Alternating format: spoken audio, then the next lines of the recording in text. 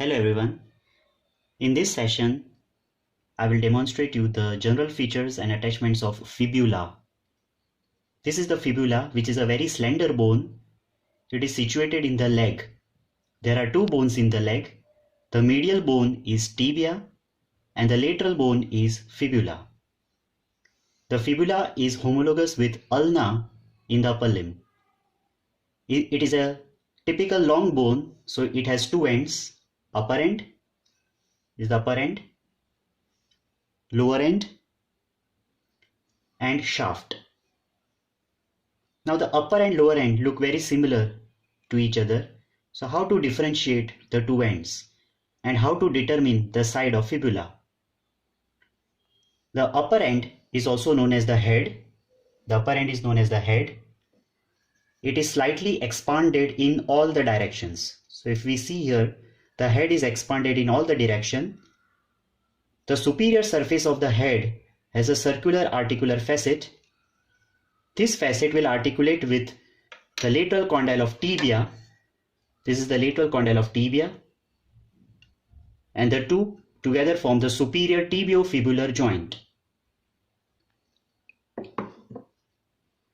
From the posterolateral aspect of the head, there is a projection which is known as the apex or styloid process. So this is the apex or styloid process which is projecting from the posterolateral aspect of the head. So that is the apex or styloid process of the head. So the upper end, which is slightly expanded in all directions, has an apex or styloid process from the posterolateral aspect, and there is a circular articular facet on superior surface. In the lower end is flattened from side to side and it is expanded from antero-posterior direction. This is antero-posterior direction which is expanded, but it is flattened from side to side. The lower end is also known as lateral malleolus. There are four surfaces in the lower end, out of which the most important for side determination is the medial surface. If we see the medial surface of the lateral malleolus, we can see two characteristic features here. Anteriorly, there is a triangular articular facet for talus bone. So this is known as talar articular facet. So that should be anteriorly. And behind it, there is a deep fossa. This fossa is known as malleolar fossa. So on the medial surface of the lower end, there should be smooth facet anteriorly and fossa posteriorly. So by this we can know this is the lower end, this is the upper end, and this is the shaft.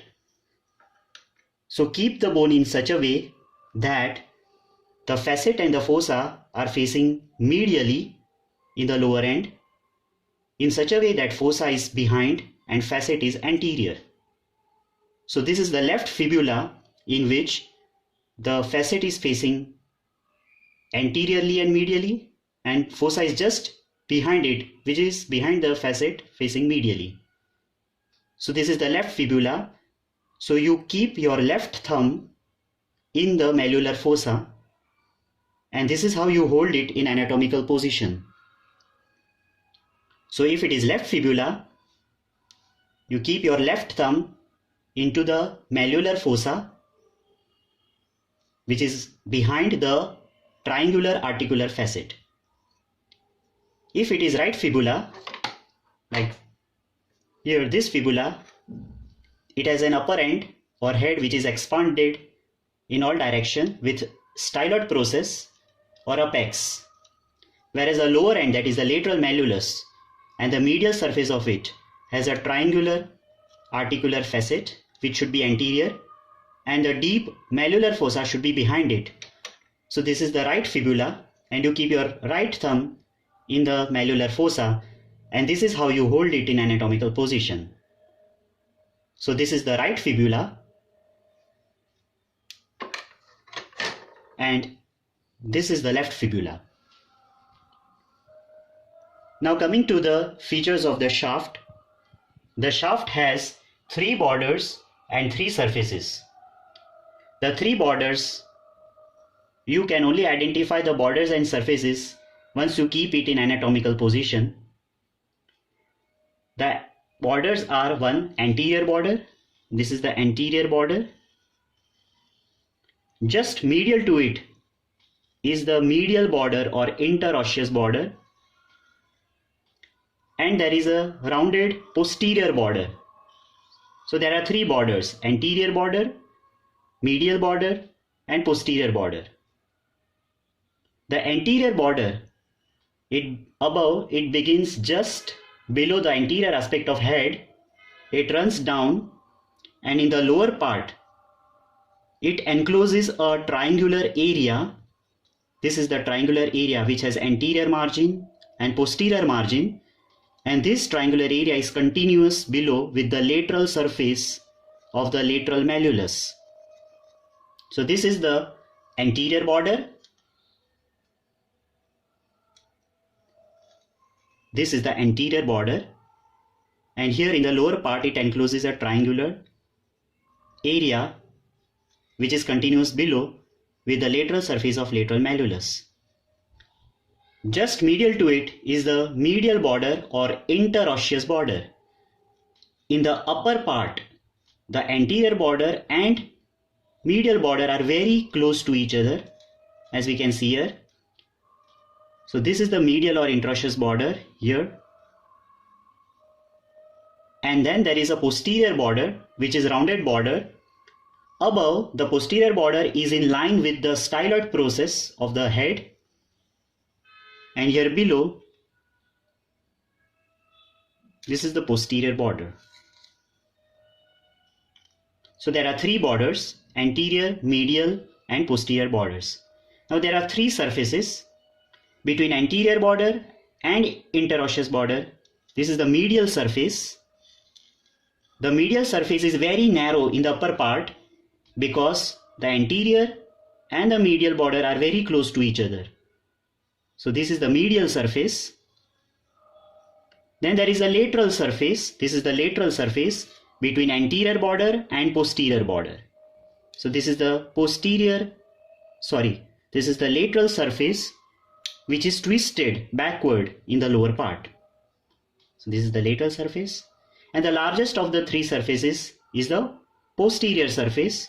The posterior surface is situated between the interosseous border and the posterior border. Again, in the upper part, this posterior surface is divided into two parts by a vertical ridge. This is a vertical ridge, and this is known as medial crest. This is known as medial crest.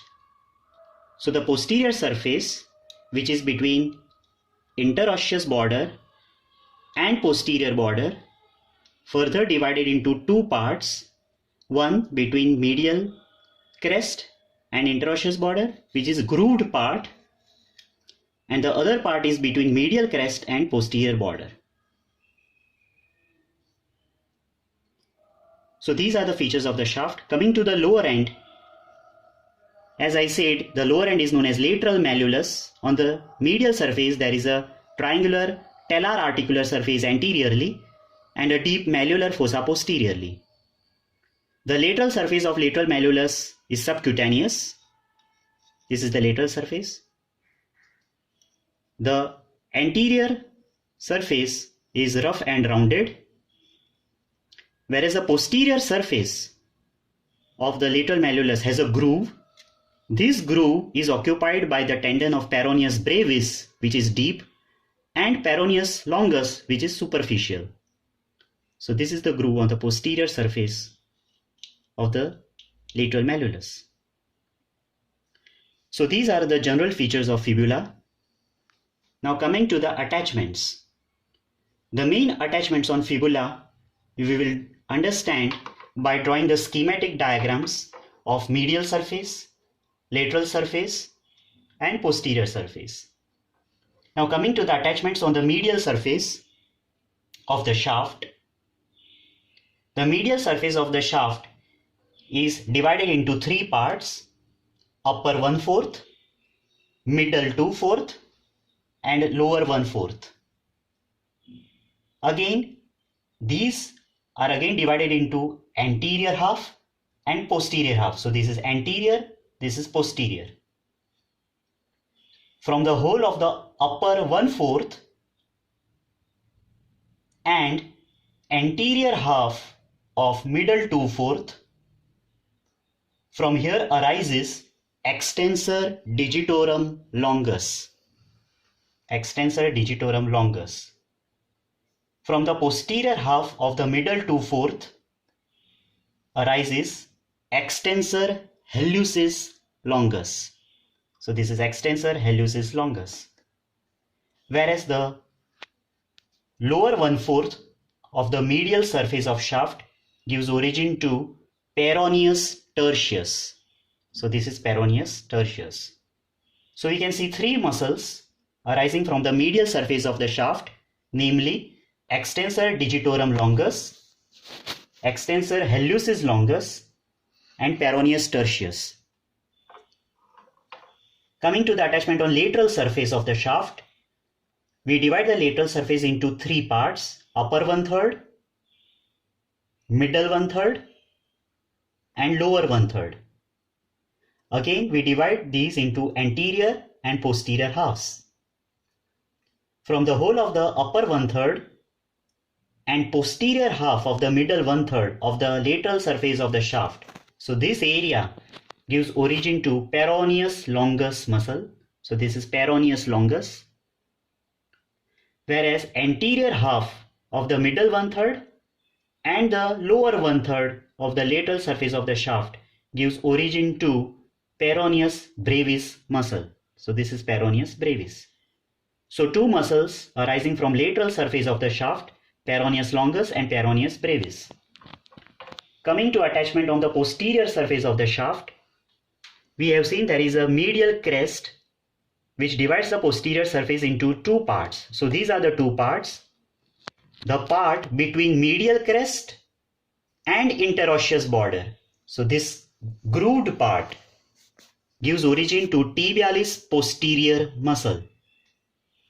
Whereas the other part between medial crest and posterior border, so this part can again be divided into upper 1/4 and lower 3/4. So the upper 1/4 of this part gives origin to soleus muscle, whereas the lower 3/4 of this part gives origin to flexor hallucis longus muscle. So the muscles which arise from posterior surface are tibialis posterior, soleus, and flexor hallucis longus.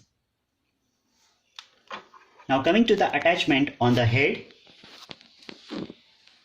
the apex and its slope on the anterolateral aspect on the head receives insertion of biceps femoris muscle. This insertion is C-shaped insertion.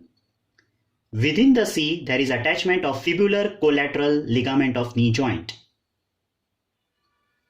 The margin of the articular surface on the superior surface of the head gives attachment to capsular ligament of the superior tibiofibular joint. Below the head, there is a constricted part. This is the neck of fibula. So above is the head, below is the neck. A very important nerve is related on the posterolateral aspect of the neck. This nerve is common peroneal nerve. So the common peroneal nerve winds around the posterolateral aspect of neck of fibula and divides into deep peroneal nerve and superficial peroneal nerves. The anterior border, this is the anterior border of the shaft, gives attachment to anterior intermuscular septum of the leg.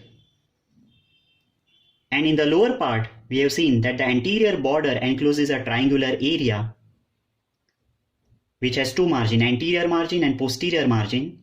So the lower part of anterior margin gives attachment to superior extensor retinaculum, and the lower part of the posterior margin gives attachment to superior peroneal retinaculum.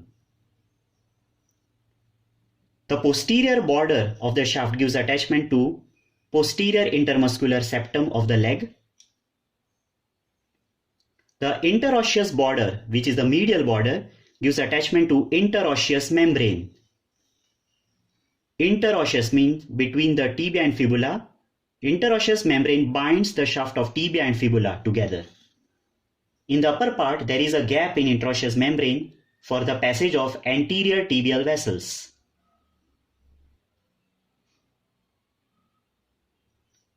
Now just above the medial surface of lateral malleolus, this rough area gives attachment to 3 ligaments. In the middle there is interosseous tibiofibular ligament, anteriorly anterior tibiofibular ligament, and posteriorly is the posterior tibiofibular ligament. Now coming to the attachment of lateral malleolus, the anterior surface and the posterior surface of the lateral malleolus gives attachment to anterior talofibular ligament, whereas this malleolar fossa gives attachment to inferior transverse tibiofibular ligament in upper part and posterior talofibular ligament in the lower part. The lower border of the lateral malleolus gives attachment to calcaneofibular ligament. And as we have seen earlier, the groove on the posterior surface of the lateral malleolus is occupied by the tendon of peroneus brevis, which is deep, and peroneus longus, which is superficial. Lastly, coming to the ossification of the fibula, which is very important. There is one primary center for the shaft, which appears at about 6 to 8 weeks of intrauterine life. And there are 2 secondary centers, one for the lower end and one for the upper end. The secondary center for the lower end appears around 1 year and fuses with the shaft at about 16 years. The secondary center for the upper end appears later, that is at about 4 years, and fuses with the shaft at about 18 years. According to law of ossification, the secondary center which appear first will fuse last with the shaft, and the secondary center which appears later fuses first with the shaft. The secondary center which fuses last with the shaft is the growing end of the bone. So this bone, fibula, is a unique bone because fibula violates the law of ossification. The secondary center for the upper end, it appears later, that is at about 4 years, but fuses with the shaft also last, that is at about 18 years, because the upper end of the fibula is the growing end of the bone. Whereas the lower end of the fibula, the secondary center for the lower end, it appears first at about 1 year, and it also fuses first at about 16 years because it is a pressure epiphysis. So fibula violates the law of ossification because the secondary center which appear first does not fuse last. The secondary center for the upper end appear later and fuses last. So this completes our general features and attachments of fibula. Thank you.